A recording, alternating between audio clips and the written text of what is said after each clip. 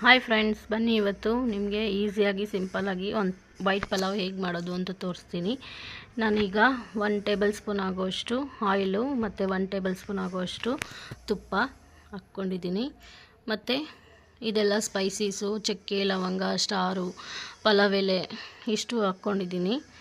ಇದು ಫ್ರೈ ಆದಮೇಲೆ ಹಸಿಮೆಣ್ಸಿನ್ಕಾಯಿ ನಾನಿಲ್ಲಿ ಒಂದು 10 ಯೂಸ್ ಮಾಡಿದ್ದೀನಿ. ನೀವು ಖಾರಕ್ಕೆ ಎಷ್ಟು ಬೇಕೋ ಅಷ್ಟು ಹಾಕ್ಕೋಬೋದು. ನೆಕ್ಸ್ಟ್ ಈಗ ಒಂದು ಈರುಳ್ಳಿ ತೊಗೊಂಡಿದ್ದೀನಿ. ಒಂದು ಈರುಳ್ಳಿನ ದೊಡ್ಡದಾಗಿ ಕಟ್ ಮಾಡ್ಕೊಂಡು ಹಾಕ್ಕೊಂಡಿದ್ದೀನಿ.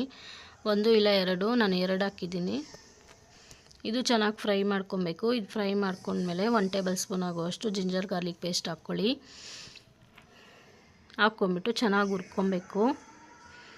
ಕ್ವಿಕ್ಕಾಗಿ ಆಗುತ್ತೆ, ಈಸಿಯಾಗಿ ಹೋಗುತ್ತೆ. ಬ್ಯಾಚುಲರ್ಸ್ಗಂತೂ ತುಂಬ ಈಸಿಯಾಗಿ ಆಗುತ್ತೆ. ಮತ್ತು ಸ್ಕೂಲ್ ಮಕ್ಕಳಿಗೆ ಬೇಗ ಟಿಫನ್ಗೆ ಬೇಗ ರೆಡಿ ಆಗುತ್ತೆ. ನೋಡಿ, ಈಗ ನನ್ನ ಹತ್ರ ತರಕಾರಿ ವೆಜಿಟೇಬಲ್ಸು ಕ್ಯಾರೆಟು, ಬೀನ್ಸು, ಬಟಾಣಿ ಮತ್ತು ಆಲೂಗಡ್ಡೆ ಇಷ್ಟು ಹಾಕ್ಕೊಂಡಿದ್ದೀನಿ. ನೌಕಲ್ಲು ಇಷ್ಟು ಹಾಕ್ಕೊಂಡು ತಿರುಗಿಸ್ಕೊತಾ ಇದ್ದೀನಿ. ಕಟ್ ಮಾಡಿಕೊಂಡು ತೊಳ್ಕೊಂಡು ಇಟ್ಕೊಂಡಿದ್ದೆ ನಾನು. ನೆಕ್ಸ್ಟ್ ಈಗ 1-2 ಟೇಬಲ್ ಸ್ಪೂನ್ ಆಗೋಷ್ಟು ಸಾಲ್ಟ್ ಹಾಕ್ಕೋಬೇಕು.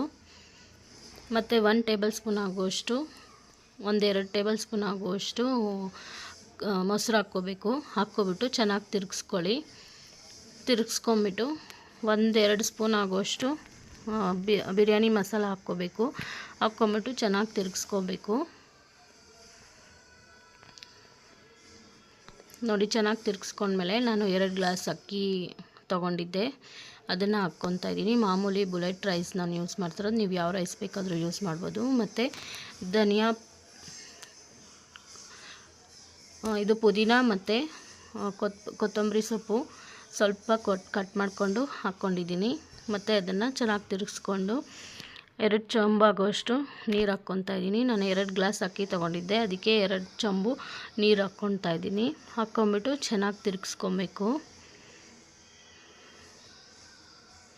ನೋಡಿ, ಚೆನ್ನಾಗಿ ತಿರುಗಿಸ್ಕೊಂಡ್ಮೇಲೆ 1 ಟೊಮೊಟೊನ ಸಣ್ಣದಾಗಿ ಕಟ್ ಮಾಡ್ಕೊಂಡು ಹಾಕ್ಕೊತಾ ಇದ್ದೀನಿ. ಲಾಸ್ಟಲ್ಲಿ ಹಾಕ್ಕೊತಾ ಇದ್ದೀನಿ. ಅದು ಒಂದು ಕುದಿ ಬಂದಮೇಲೆ ಟೊಮೊಟೊ ಹಾಕ್ಕೋಬೇಕು.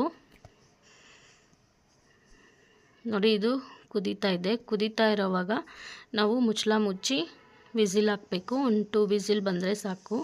ನೋಡಿ, ಪಲಾವ್ ರೆಡಿಯಾಗಿದೆ. ವೈಟ್ ಪಲಾವು ಕ್ವಿಕ್ಕಾಗಿ ಈಸಿಯಾಗಿ ಆಗೋ ವೈಟ್ ಪಲಾವ್ ರೆಡಿಯಾಗಿದೆ. ಧನ್ಯವಾದಗಳು ಫ್ರೆಂಡ್ಸ್.